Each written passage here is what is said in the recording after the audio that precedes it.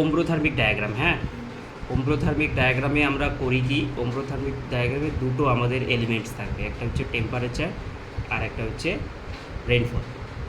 এই দুটো জিনিস থাকবে। তো টেম্পারেচার আর রেইনফল যখন আছে তখন তো দুটোর মান আলাদা না। রেইনফলের মান টেম্পারেচার তার তুলনায় কী হতে পারে, বেশি হতে পারে। তো আমরা এখানে দেখ একটা ডেটা দেওয়া আছে, যেখানে জানুয়ারি থেকে ডিসেম্বর অবধি মানে 12 মাসের রেইনফল ডেটা, টেম্পারেচার ডেটা দেওয়া আছে।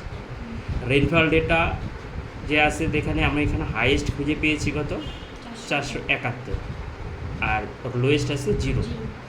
টেম্পারেচার হচ্ছে ডিগ্রি সেন্টিগ্রেডে আছে, যেখানে হাইয়েস্ট পেয়েছি 29.5 আর লোয়েস্ট পেয়েছি 18.5। এর আমরা যখন হাইথারগ্রাফ আর ক্লাইমোগ্রাফ করেছিলাম ঠিক সেভাবেও এখানে তোর একটা করে কলাম, একটা করে রো বাড়িয়ে দিব, আর সেই রোতে আমরা স্কেল ধরব।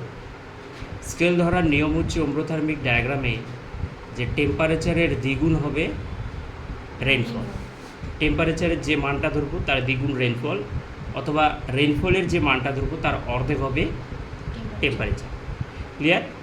তো এখানে হাইয়েস্ট আছে আমাদের 471, আর 12টা মাস আছে, তাই না?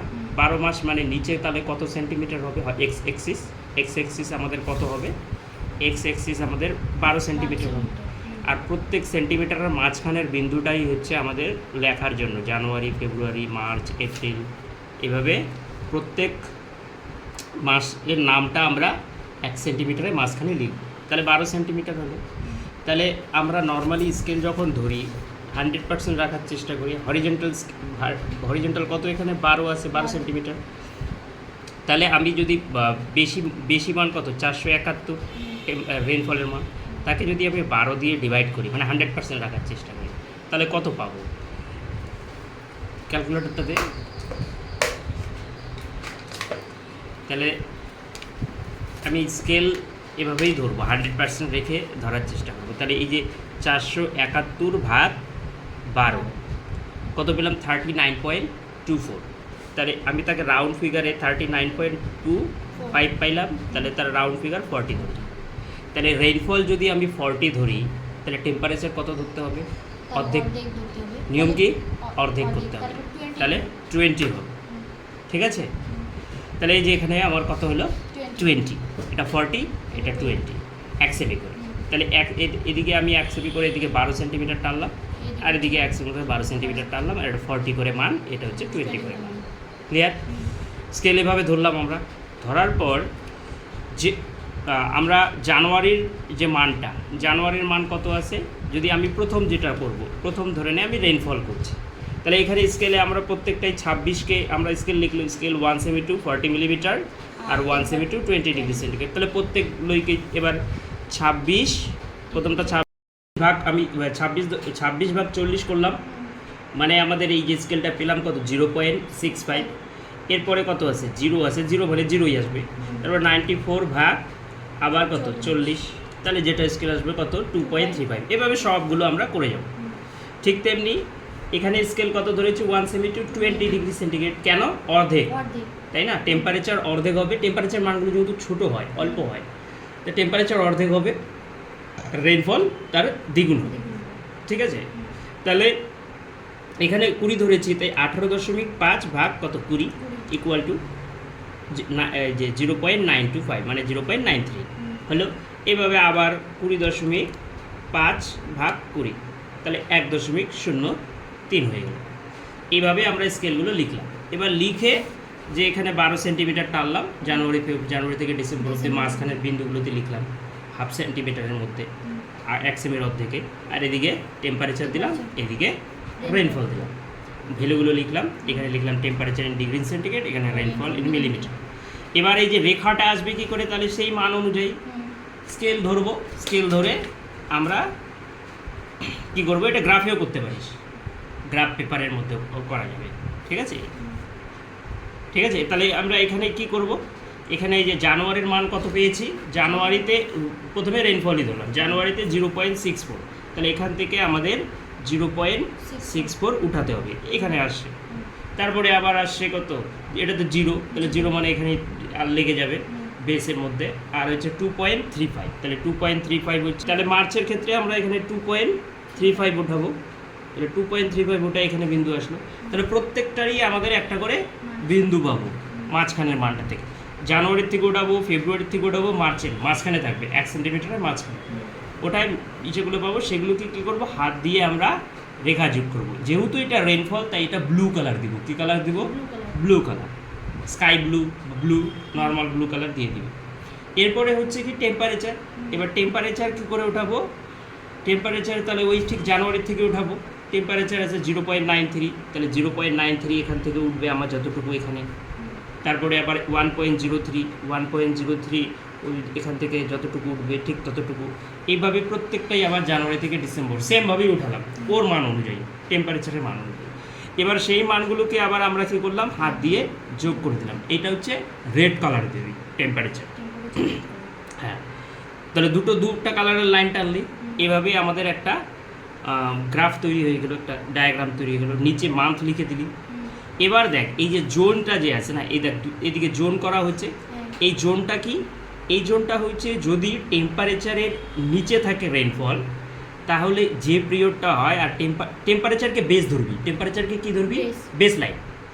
এই টেম্পারেচার বেস লাইন ধরে টেম্পারেচারের নিচে যে জায়গাটা আছে এইটুকু, এই টেম্পারেচার এটা পুরোটা, এটা টেম্পারেচারের থেকে নিচে এইটুকু জায়গা নিচে গেছে না রেনফলটা, বাকিটুকু উপরে গেছে।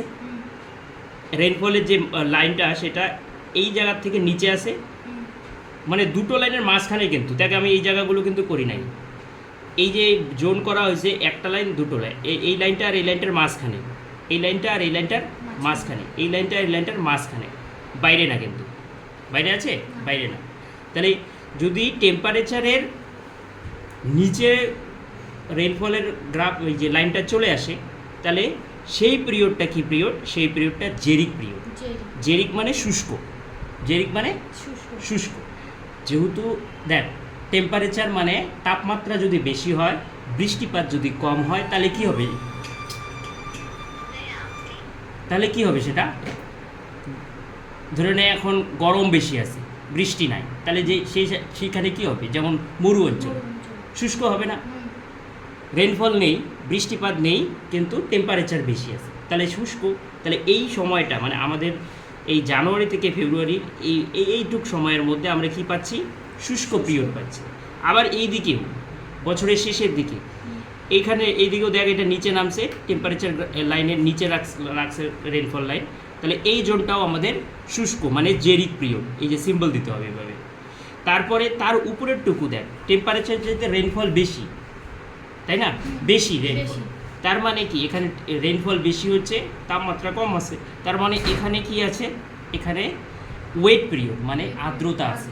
ঠিক আছে, এই জায়গাটা আর একটা জোনেশন করতে হবে, দুটো লাইনের মাঝখানেই হবে কিন্তু, দুটো কার্ভের মাঝখানে। তাহলে সেইটা হচ্ছে ওয়েট পিরিয়ড। দেখ এই যে ওয়েট পিরিয়ড কালার করা আছে, মানে সিম্বল দেওয়া আছে। এবার এখানে আমরা ইন্ডেক্স করব যে টেম্পারেচার কার্ভ। এই কার্ভটা কি? Temperature curve. আর এই কার্ভটা কি? Rainfall curve. আর এই পিরিয়ডটা হচ্ছে জেরিক পিরিয়ড, আর এই পিরিয়ডটা হচ্ছে ওয়েট পিরিয়ড। এটা ওয়েট ইন্ডেক্স হিসেবে লিখব। হরিজন্টাল স্কেল 1 সেমিতে 1 মাস, ভার্টিক্যাল স্কেল 1 সেমিতে একদিকে 20 ডিগ্রি সেন্টিগ্রেড আছে আর একদিকে 40 মিলিমিটার আছে। তোকে অন্য ডেটা দিতে পারে, সেই ডেটা অনুযায়ী সেই হিসেবে কাজ করবি। ইসে কি করব? হেডিং দিব ombrothermic diagram showing the relationship between temperature rainfall of, এখানে যার যে জায়গার নাম দেওয়া আছে, যেমন কুচবিহার ডিস্ট্রিক্টের দেওয়া আছে, কুচবিহার ডিস্ট্রিক্ট 2007, তাহলে তোকে যে জায়গার নাম দেবে সেই জায়গার নাম লিখবি। মানে এখানে টেম্পারেচারের সাথে রেইনফলের সম্পর্ক দেখানো হয়েছে, বুঝতে পারলি? তো এই হচ্ছে এটা বিষয়। তারপরে এর ইন্টারপ্রিটেশন একটু আলোচনা করে দিবি। ঠিক আছে, এর ইন্টারপ্রিটেশন আলোচনা করবি। ইন্টারপ্রিটেশনে আলোচনা করবি যে তুই কোন মাসে রেইনফল বেশি পেলি, কোন মাসে টেম্পারেচার বেশি পেলি, কোন মাসে রেইনফল কম পাইলি, কোন মাসে টেম্পারেচার বেশি পাইলি। তারপরে কোন সময়টা জেরিক পিরিয়ড, কোন সময়টা যে ওয়েট পিরিয়ড পাচ্ছিস। ঠিক আছে না? এই সমস্ত বিষয় এখানে পুরোটা আলোচনা করবি। উইন্টার সিজনে কী হয় আমাদের এখানকার, যে যখন ঠান্ডা থাকে তখন জানুয়ারি ফেব্রুয়ারি নভেম্বর ডিসেম্বরের মধ্যে, তখন বৃষ্টিপাত হয় না, তখন শুষ্ক পিরিয়ড। টেম্পারেচারের তুলনায় এটাকে একদম বৃষ্টিপাত কমই বলতে পারিস, মানে বৃষ্টিপাত তো নাই, হয়ই না। আমাদের এখানে, ঠিক আছে? তাহলে ওইখানে ওয়েট পিরিয়ড আর তোর যে জেরিক পিরিয়ডটা উল্লেখ করে দিতে হবে যে কোন কোন সময়ের মাসের মধ্যে পাবে। বিভিন্ন ডেটা হলে ভিন্ন ডেটা পাবি, ভিন্ন রকম পাবি। এমনও হতে পারে যে কোনো জায়গাটা এই যে টেম্পারেচারটা মাঝখানে এখানে টেম্পারেচারটা বেশি আছে, রেনফলটা কম আছে, যেটা যেটা থাকবে সেই হিসাবে ইন্টারপ্রিটেশন দিবি। এই হচ্ছে অম্ব্রোথার্মিক ডায়াগ্রাম, বুঝলি?